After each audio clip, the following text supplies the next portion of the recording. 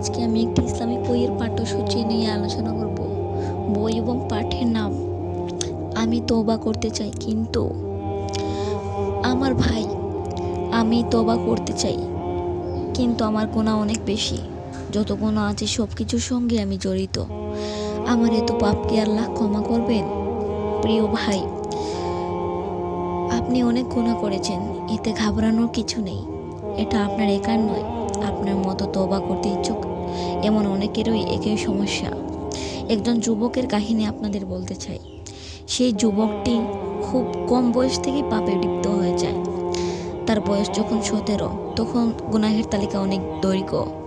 ছোট বড় সব ধরনের গুনাহ সে তার ঝুলিতে পড়েছে। সে ছোট বড় সব ধরনের মানুষের সঙ্গে পাপ করেছে, এমনকি সে ছোট ছোট মেয়েদের দর্শন করেছে, চুরিও করেছে। এরপর একদিন তার বোধ হলো, অনুশোচনা হলো, অনুতপ্ততায় তার মন কোমল হলো। সে প্রশ্ন করলো, আমি আল্লাহর কাছে তওবা করেছি, মাঝে মধ্যে রাত জেগে তাহাজ্জুদ পড়ি, প্রতি সোম ও বৃহস্পতিবার নফল রোজা রাখি এবং ফজর নামাজের পর কোরআন তেলাওয়াত করি। আমার তওবা কি কবুল হবে?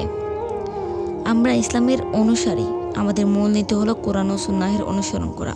মহান আল্লাহ তাআলা পবিত্র কুরআনুল কালিমে ইরশাদ করেন, হে নবী, আপনি বলে দিন যে, হে আমার বান্দাগণ, যারা নিজেদের ওপর অত্যাচার করেছে, তোমরা মহান আল্লাহর রহমত থেকে নিরাশ হবে না। নিঃসন্দেহে আল্লাহ অতীতের সমস্ত গুনাহ ক্ষমা করবেন। নিশ্চয়ই তিনি বড়ই ক্ষমাশীল এবং অতি দয়ালু। আর তোমরা তোমাদের রবের দিকে ফিরে এসো এবং তার কাছে আত্মসমর্পণ করো। শাস্তি আসার আগে এরপর আর সাহায্য করা হবে না।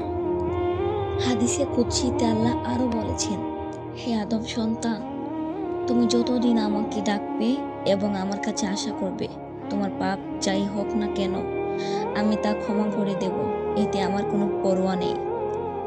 আরও বলেন, হে আদম সন্তান, তোমার পাপরাশি যদি আকাশের মেঘমালাকেও অতিক্রম করে, এরপর তুমি আমার কাছে ক্ষমা চাও, তবুও আমি তোমার সব গুনাহ ক্ষমা করে দেব, এতে আমার কোনো পরোয়া নেই।